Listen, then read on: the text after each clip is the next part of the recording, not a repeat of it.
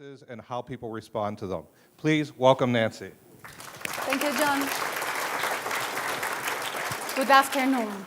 As I was saying, I spent the last days not thinking about what I was going to say, but rehearsing for what I should not say, not to waste time. And I hope I go well here. Anyways, I thought that I cannot bring you detailed data because that would not be possible with the time we have. But you need context. You need context to follow what I'm doing and why I'm doing, and I think that's what brings value here. First thing I want to share with you is that when I was quite young, maybe around 7, 8 years old, I had an out-of-body experience.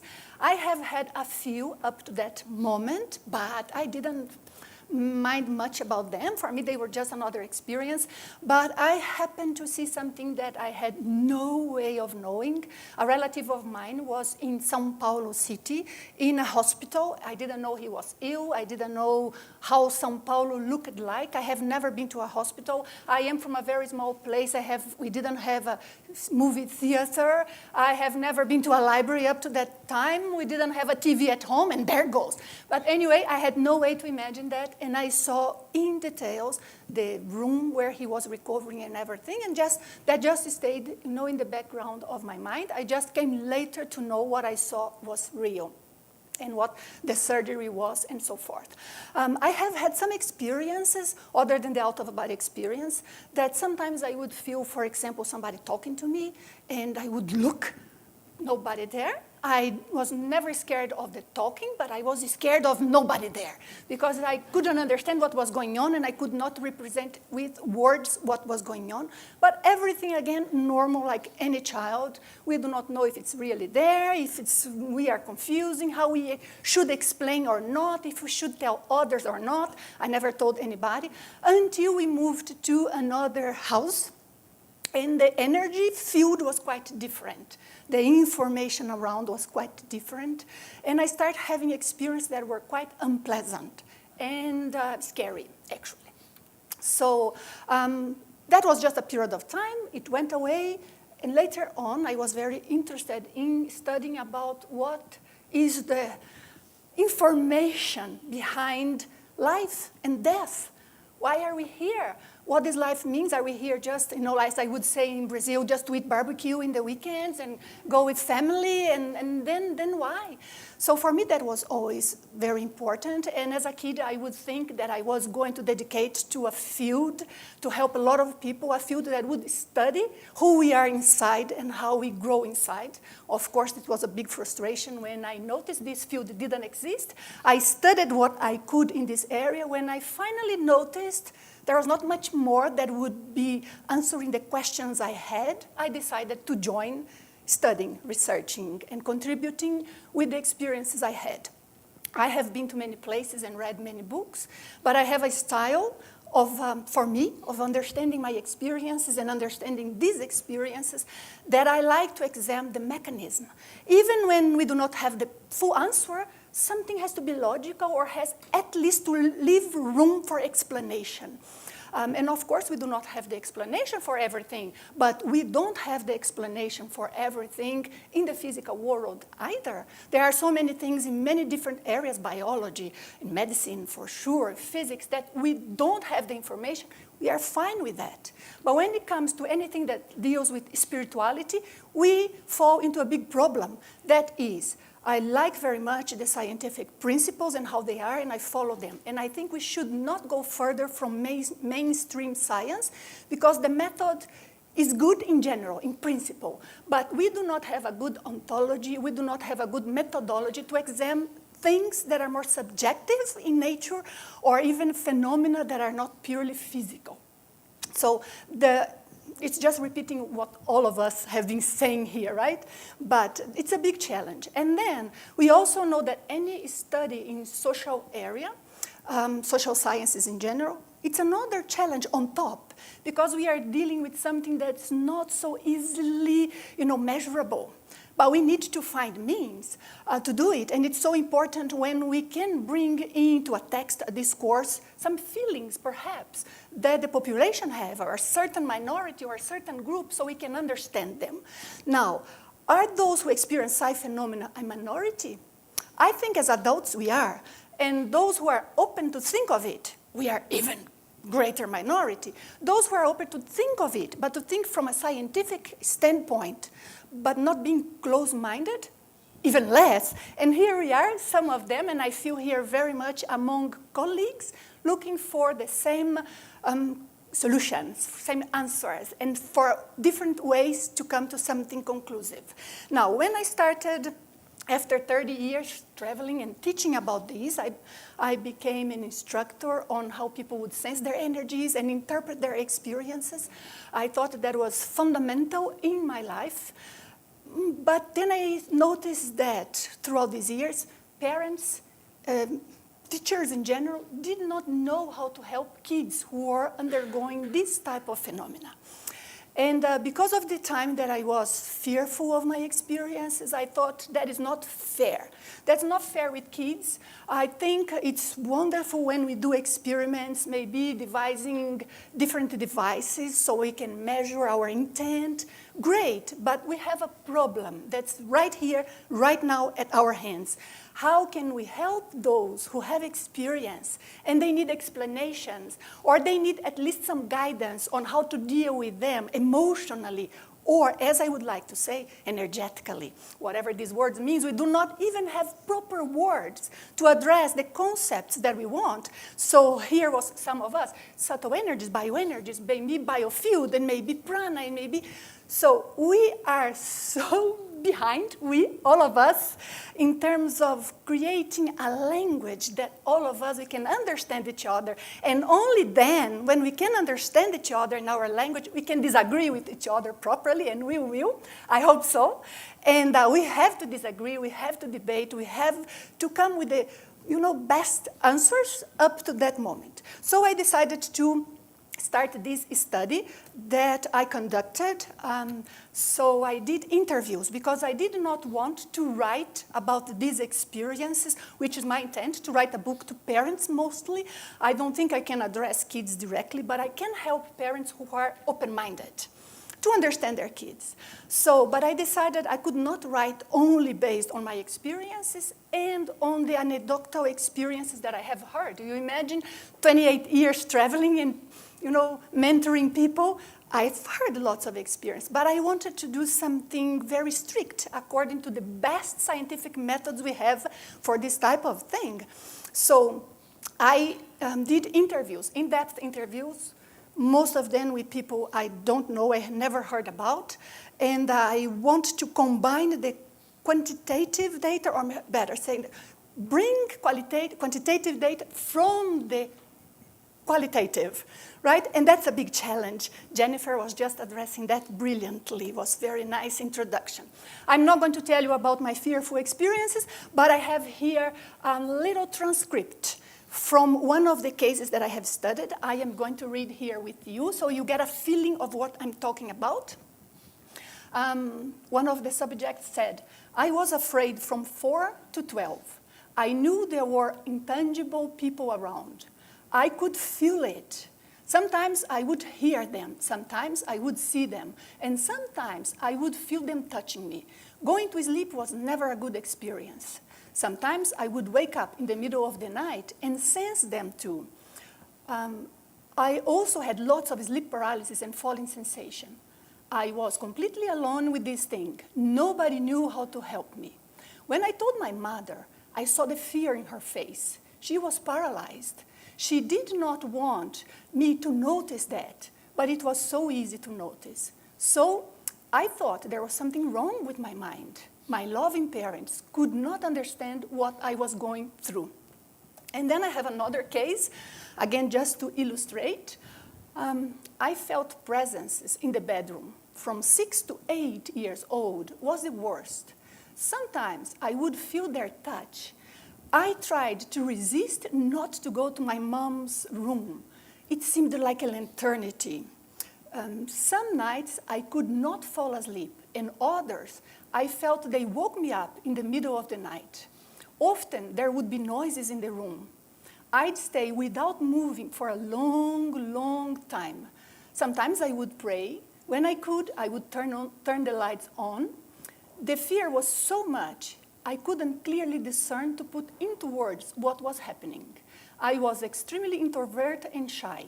My family was spiritist, but no one approached me to help.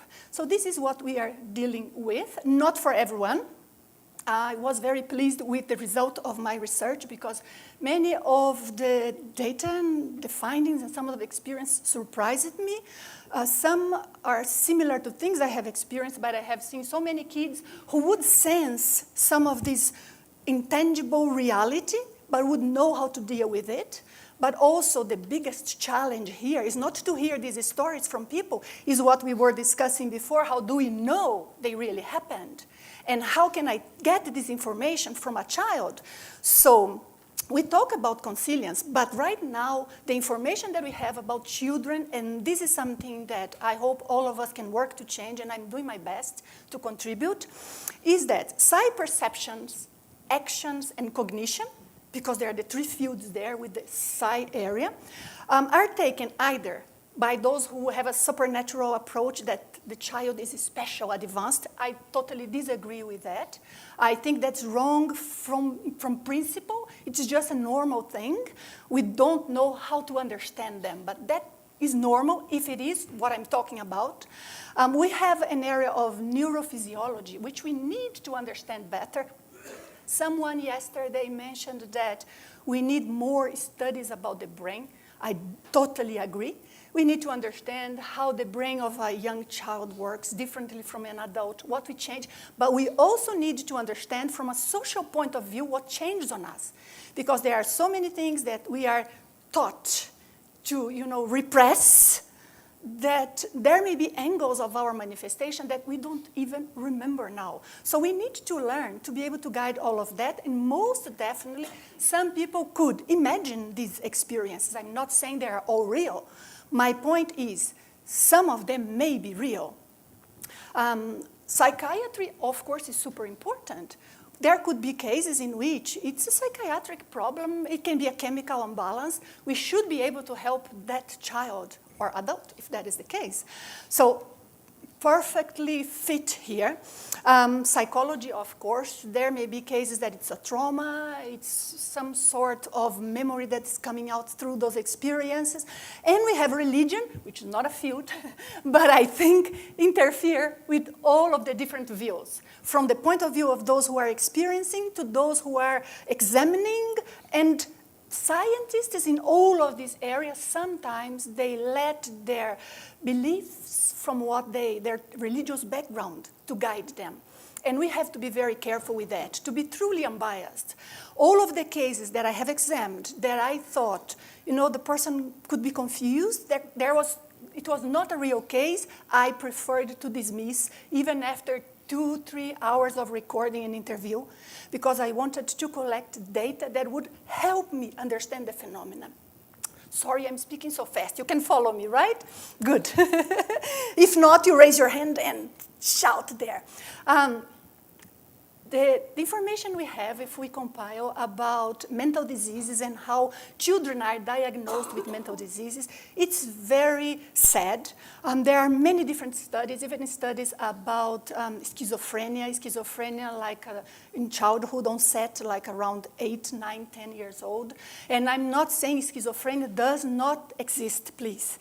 I'm saying it absolutely does. But if we cannot separate what is a schizophrenic child from one who is indeed perceiving something, how are we going to establish a good science for us? How did we create, for example, the DSM that guides us into observing people who have psychiatric problems? You have a list of some behaviors, but who said necessarily those behaviors point to that mental problem? Statistically speaking, right, we know it does. We go with the statistic, but we also know that in these cases, statistics may be very deceiving. And for the one person who was not really mental ill and had a misdiagnosis, that can be a big problem. So I could raise or study from the interviews I did all of these different phenomena naturally coming, and I interviewed, I'm going to skip this one, I interviewed children or people from 2.5 years old to 57. Of course, those who were 57, I had to limit that they tell me their experience up to 14. We have to establish what is no longer a child experience, but an adolescent experience. So it was so important, I see here the time. People from 13 different countries, 6 religious backgrounds, including Muslim, which was the hardest, I think, because it's more strict religion. Almost half of them never heard of any of these, and none of them were under psychoactive drugs during their experience. Later on, some experimented with it, I asked, just to be sure. I want to say here, and I'm not going to read it, that these people nowadays that I interviewed, they are absolutely normal people.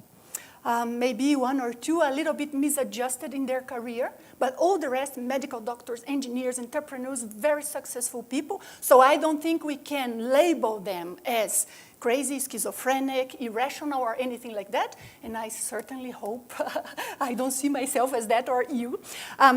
Big challenge I had, and I will have to stop around here, was the demarcation of the phenomena. I have to establish, when I hear something, is that a real phenomena? What are the elements, the coding that I find to know it's not an imagination, or the person is not confusing a dream with a real experience? So that was a challenge that I could only face because I have almost 30 years of experience researching the field. And we know more or less, the descriptions and how people read something and they try to mimic, even though it's not a real experience for them. Also, I had to create scales, because if somebody tells me, oh, I saw spirits, or I saw a being, how clearly you saw it? How sure are you? So I have to ask questions, right? So that throughout my questions, I can infer a degree. So that person was really super clairvoyant. This one, only once in a while saw some subtle energies and that's it. That is relevant, and mostly it was also relevant and complex to create, and I'm still working on it. That is an exploratory study, and I'm going to have other phases of the study that I take very, very seriously. Scales of uneasiness or fear, because some people may say, oh yes, I was afraid of it. How much afraid is afraid, right? Because some people, maybe they are just uncomfortable. They were uncomfortable, didn't know what it was. And they just picked the first word in their mouth. Oh, yes, I was afraid. But how did you feel it? Oh, tell me. And I was very, very careful. That was my area of study on how to conduct the interview. So I would absolutely not to induce anything, but at the same time, give room for people to remember their experience. I might have 1 minute. John, I'm going to skip these 2 clairvoyance out of the experience, fears, and then some of the findings found that there is a suggestive relationship between gender and the type of psi experience that people are more prone to. This is something that empirically Wagner and I have already observed throughout all of these years in our area. Some phenomena are more easily experienced and understood by male gender than female, but of course it's just a matter of statistics. I'm not saying it is what it is, just statistically that is what it was reviewed. And large level of those people who were more sensitive, they were introverted. Not all, but a very, really big proportion.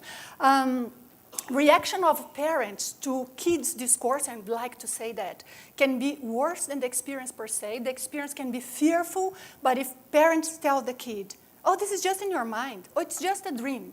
But the child is normal, intelligent, enlightened, and the child knows, I was not imagining, I was awake. I didn't invent this. So that confuses the child twice as much, and that can be very aggravating. That was the worst result I saw from the experiences. Most common experience was sensing non-physical people. This was how people deal with fear. Can you see the image? It's a lovely image that a friend drew for me, but covering everything and just leaving maybe a little hole for the nose to breathe. Maybe some of you recognize that.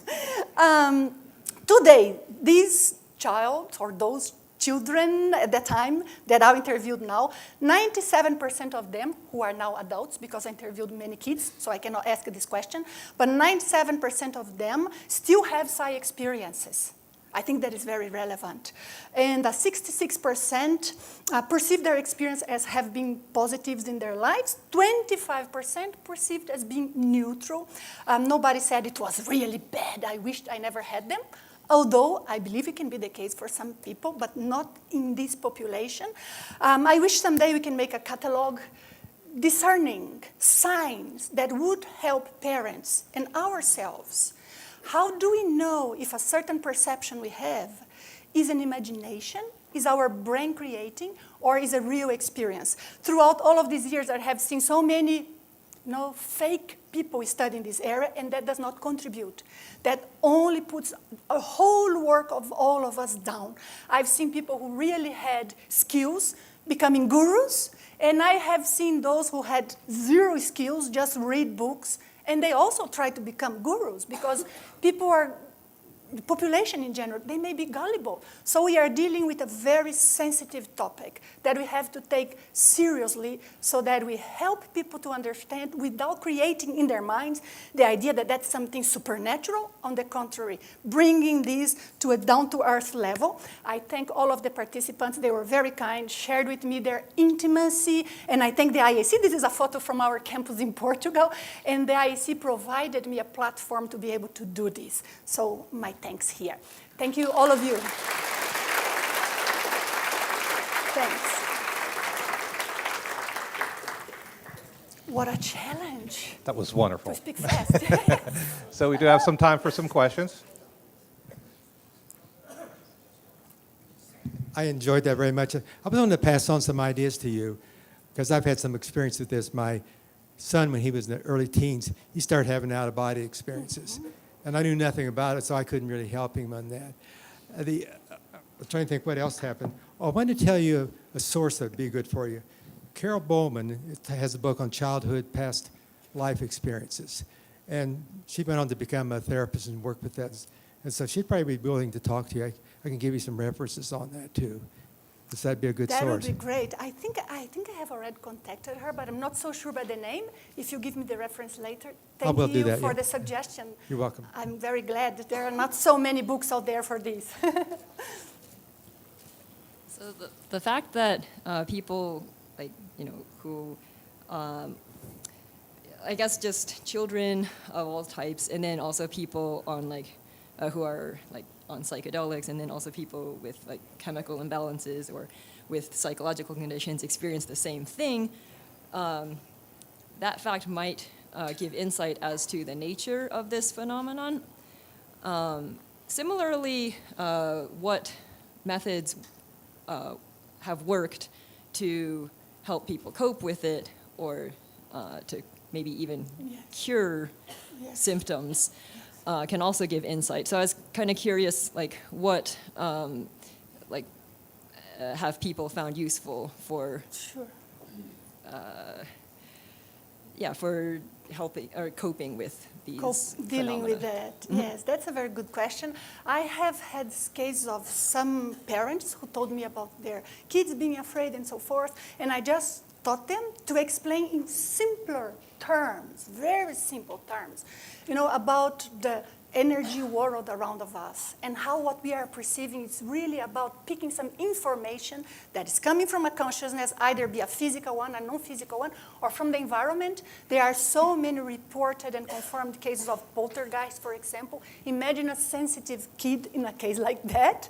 So it can be very difficult. There are many experiences that are very pleasant. I just did not narrate them here, but some experiences are very pleasant and people meet very good entities or beings. So, number one, my suggestion is learning how to deal with the situation as it is. What we are perceiving is energy. My fear here is because of an experience X and Z. Explain the true thing to the kid.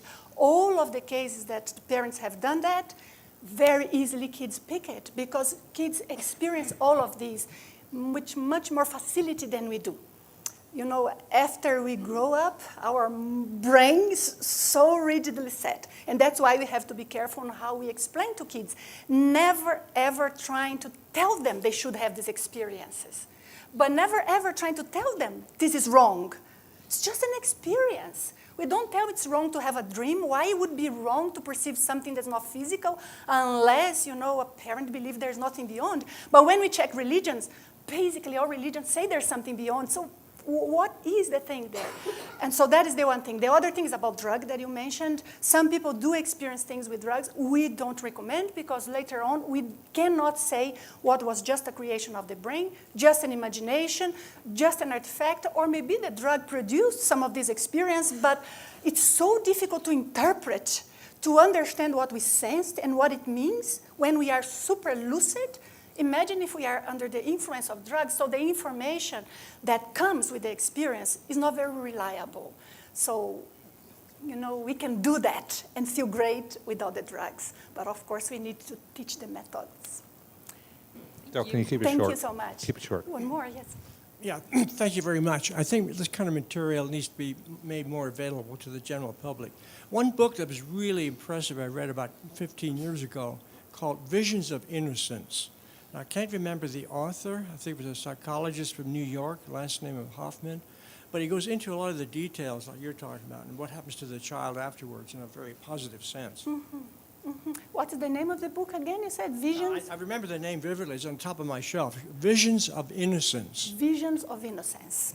Thank you so much. Thank you for bringing a developmental perspective to this dialogue because we have focused only on adults, and I think it would be interesting to have a comparative perspective and seeing how the psi experiences look in childhood as opposed to adulthood.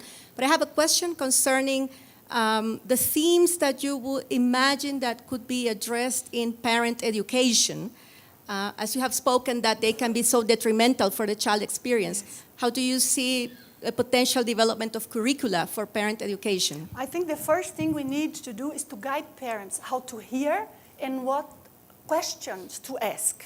Because if you ask the wrong question, you will induce the child to fantasize and please you, or you will repress the child. So number one thing is, what is the right way for me to open up for my child to try and explain to me? And we teach about this and we talk to adults. It's so difficult to express our experiences because they are not completely physical, even though we may sense them sometimes here with the physical body.